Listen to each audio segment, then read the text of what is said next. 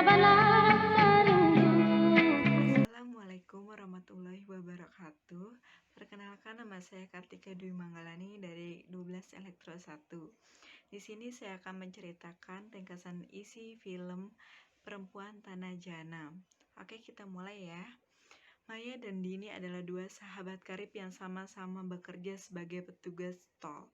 Suatu malam, Maya bercerita kepada Dini melalui telepon tentang seorang pengemudi misterius yang selalu melintas setiap malam dengan tatapan tajam, yang tentu saja membuat Maya takut. Di tengah percakapan, pengemudi misterius yang mereka bicarakan kembali melintas tol dan mengamati Maya. Maya yang merasa ada sesuatu yang tidak beres, kemudian memberitahu Dini. Setelah melintas, pengemudi itu berhenti di tepi jalan untuk kembali ke pos Maya dengan beberapa pertanyaan. Sesaat setelahnya, pengemudi itu kembali ke mobil, mengambil sebilah golok, dan berusaha menyerang Maya. Histeris, Maya berupaya melarikan diri keluar pos. Pengemudi itu berhasil melukai Maya di bagian paha dengan golok, sebelum akhirnya polisi menembak matinya. 3 bulan kemudian, Maya dan Dini akhirnya berhenti bekerja sebagai petugas tol dan memilih berjualan pakaian di los pasar yang ternyata sepi pembeli. Menghadapi kesulitan keuangan, Maya akhirnya berpikir untuk mencari keluarganya di desa Harjosari, dengan harapan dapat menemukan peninggalan berharga orang tuanya yang bisa dijadikan uang. Ketika Maya sedang buang air kecil di toilet, ia mendapat secari kertas yang muncul dari luka sayatan golok malam itu. Maya kemudian memotret kertas itu, lalu membuangnya ke toilet. Tiba saatnya Maya dan Dini memulai perjalanan mereka ke desa Harjosari. Menempuh perjalanan transit di terminal kawasan itu. Dalam perjalanan, Maya berkenalan dengan seorang dosen sastra bahasa Rusia yang ternyata juga tahu hal-hal gaib. Melalui pria itu, Maya akhirnya mengetahui kertas yang di dalam kulitnya itu merupakan jimat pelindung dari makhluk halus yang ditulis dalam bahasa Jawa kuno. Menurutnya, jimat itu dibuat oleh orang yang sangat jahat, penganut ilmu hitam. Di sepanjang jalan, Maya dikejutkan oleh 3 gadis kecil yang terus-menerus muncul. Setibanya di terminal, Maya mengalami kesulitan sebab tidak banyak penarik delman yang mengetahui desa Harjosari. Beruntung ada salah satu penarik delman yang bersedia mengantar mereka walau harus membayar mahal. Setibanya di sana, mereka disambut tatapan dingin warga sekitar. Maya kemudian meminta diturunkan di rumah kepala desa Harjosari, Ki Saptadi, yang sekaligus seorang dalang terkenal. Setibanya di rumah itu, Maya dan Dini tidak dapat bertemu dengan Ki Saptadi, melainkan hanya bertemu seorang wanita tua bernama Nyi Misni, ibu dari Ki Saptadi. Untuk menghindari kecurigaan, Maya mengaku sebagai mahasiswi yang sedang melakukan penelitian kesenian, khususnya profesi dalang wayang kulit. Saptadi sering berpergian ke desa lain untuk melakukan pekerjaan lain, yaitu sebagai dalang wayang kulit. Mereka kemudian menginap di rumah peninggalan orang tua Maya yang sangat besar. Saat malam, Maya sering mendengar suara bising yang tak berwujud yang membuatnya tak nyaman. Dalam kurun waktu 2 hari, mereka menyaksikan hal yang tak wajar di desa itu. Setiap hari, warga memakamkan bayi yang meninggal setelah dilahirkan. Maya dan Dini memberanikan diri untuk mendatangi kerumunan warga tersebut dan bertemu langsung dengan Ki Saptadi. Ki Saptadi dan warga lain mulai curiga saat Maya keluar untuk mencari makan. Dini didatangi oleh 2 orang warga suruhan Ki Saptadi dan bercerita kalau rumah ini punya pewaris tunggal, anak perempuan yang bernama Rahayu. Saat itu juga Dini mengaku bahwa dirinya adalah Rahayu, sang pewaris rumah tua ini. Dini kemudian dijebak oleh 2 orang itu dan dibawa ke hutan. Dini akhirnya dibawa ke tempat penyembelihan di mana sudah ada Ki Saptadi dan Nyi Misni. Dini dibunuh lalu dikuliti oleh Nyi Misni untuk kemudian kulitnya dijadikan wayang kulit. Maya berusaha mencari informasi dari warga sekitar, salah satunya pada Ratih, wanita pemilik warung makan. Ia menjelaskan bahwa rumah tua itu dulunya dihuni oleh pria bernama Dono Wongso. juragan sekaligus dalang yang melakukan perjanjian dengan iblis agar anaknya yang lahir tanpa kulit bisa sembuh. Sejak itu, seluruh bayi yang lahir di desa terlahir tanpa kulit. Namun, ada seseorang yang dibiarkan hidup dengan kondisi mengenaskan tanpa kulit. Dan saat itu, hidup sebatang kara di sebuah pondok di tengah hutan. Dono Wongso yang menjadi gila kemudian membantai pemain wayang lain serta istrinya, Nyai Sinta dengan golok yang sudah disiapkan sejak lama. Ki Saptadi yang datang saat itu kemudian membunuh Dono Wongso dengan menyayat lehernya menggunakan golok yang sama. Merasa putus asa dalam usahanya mencari sahabatnya, Maya akhirnya ikut menyaksikan proses persalinan saat salah satu warga dengan secara bersembunyi. Di balik lubang dinding, Maya menyaksikan bayi itu terlahir tanpa kulit. Bayi malang itu kemudian ditenggelamkan ke dalam baskom berisi air hingga tewas atas perintah Ki Saptadi. Tanpa sengaja, Maya menimbulkan suara yang hampir membuatnya tertangkap.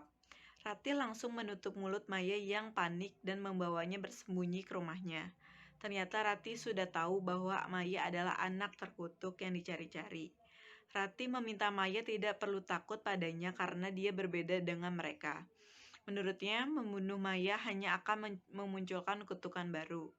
Maya sangat terkejut saat mengetahui bahwa Rati adalah istri pengemudi misterius yang terbunuh 3 bulan lalu.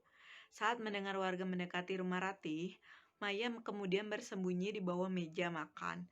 Dari mereka, Maya mengetahui bahwa dirinya telah tewas terbunuh dan kulitnya dijadikan wayang kulit. Mereka telah membunuh orang yang salah. Itulah mengapa kutukan belum hilang dari desa itu. Naas, salah satu warga kemudian berupaya memperkosa Rati. Rati mengancam dengan menyayat pahanya dan menodongkan pisaunya. Mengancam bunuh diri. Mereka pun pergi meninggalkan rumah di tengah hutan. Saat berupaya kabur, Maya kemudian menghubungi penarik delman yang dulu mengantarnya ke desa, membawa pertolongan.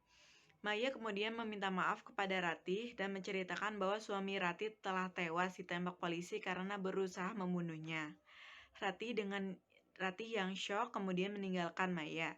Setibanya di desa, si penarik delman merasa ada yang tidak beres dengan gelagat polisi yang berupaya bersekongkol dengan warga desa untuk membunuh Maya. Ia pun berusaha melawan, namun malah ditembak mati oleh polisi, yang ternyata adalah warga asli desa tersebut yang juga memang sedang mengejar Maya. Maya yang putus asa takkan bisa keluar dari desa hidup-hidup karena tak ada lagi Ratih yang bisa membantunya. Akhirnya diberhasilkan meloloskan diri ke jalan raya.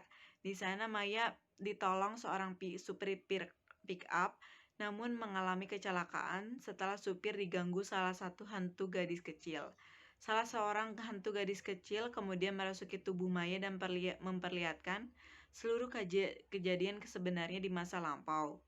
Hantu gadis kemudian memberitahu Maya cara mengakhiri kutukan tersebut. Maya kemudian diselamatkan lagi oleh Rati. Maya lalu mengajak Rati kembali ke rumah tua milik Nyi Misni, mencari kotak berisi wayang kulit dan masuk ke ruang bawah tanah tempat ketiga gadis kecil itu dulu dikuburkan. Saat menggali lantai tanah di rumah itu, mereka mendapati tulang belulang ketiga gadis kecil yang hilang. Maya dan Rati kemudian menyatukan kerangka dan wayang kulit ketiga gadis tersebut dan menguburnya mereka secara layak.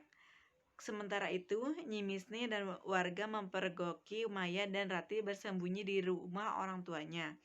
Terungkap bahwa Nyi Misni adalah seorang pembantu yang dinodai oleh tuannya, yaitu ayah Dono Wongso. Saat Saptadi lahir, Nyi Misni tetap menyembunyikan hal ini dari tuannya. Saat beranjak dewasa, Ki Saptadi menjalin cinta dengan Nyai Sinta yang merupakan gadis tercantik di desa. Mereka berdua harus berpisah karena Nyai Sinta dipaksa untuk menikah dengan Dono Wongso. Suatu hari Nyi Misni menyaksikan perbuatan terlarang antara Saptadi dan Nyai Sinta. Ia sangat murka dan mengetahui Nyai Sinta mengandung anak Saptadi. Nyi Misni kemudian menghapus ingatan Saptadi terhadap Nyai Sinta. Tak puas, ia pun memberi kutukan bayi di dalam kandungan Nyai Sinta agar segera lenyap sebelum lahir. Sayang, Maya alias Rahayu yang merupakan buah cinta terlarang Nyai Sinta dan Ki Saptadi tetap lahir walau dalam kondisi tanpa kulit. Nyi Misni jugalah yang bertanggung membuat Donowongso menggila sehingga membantai semua orang termasuk istrinya sendiri. Dia pula yang memberi jimat agar roh ketiga gadis kecil yang dibunuh tidak mendekati Maya untuk mengungkap rahasia keji Nyi Misni dan membawa Maya Rahayu kecil keluar dari desa. Maya yang murka mengetahui semuanya, kemudian mengancam warga yang akan menangkapnya dengan sekop. Tetapi seorang memukul kepala Maya dari belakang, sehingga Maya akhirnya pingsan dan digantung terbalik di hutan pembantaian. Maya berteriak memohon kepada Ki Saptadi untuk dibebaskan. Saat Saptadi bersiap-siap membunuh Maya, Maya akhirnya mengatakan bahwa dialah bayi pertama yang lahir tanpa kulit di desa itu. Misni yang mulai panik dengan penjelasan Maya mulai mengambil sebuah pisau untuk membunuh Maya secepat mungkin. Rati tiba-tiba muncul membawa bayi yang baru saja dilahirkan wanita lainnya dalam keadaan sehat. Maya mengatakan bahwa dialah darah daging Saptadi dan Nyai Sinta yang dikutuk oleh neneknya sendiri. Nyi Misni jugalah yang bertanggung jawab atas perbuatannya menghapus ingatan Saptadi tentang Nyai Sinta. Saptadi yang tersadar dengan semua ucapan Maya merasa sangat malu dan dosa yang dilakukan ibunya. Ia berusaha melindungi anaknya saat Nyi Misni mendekat untuk segera menghabisi Maya. Saptadi akhirnya bunuh diri dengan menyayat lehernya sendiri dengan pisau yang direbutnya dari ibunya.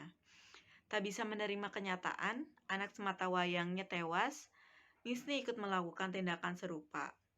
Rati berlari melepaskan ikatan Maya dan memintanya melarikan diri dari desa itu.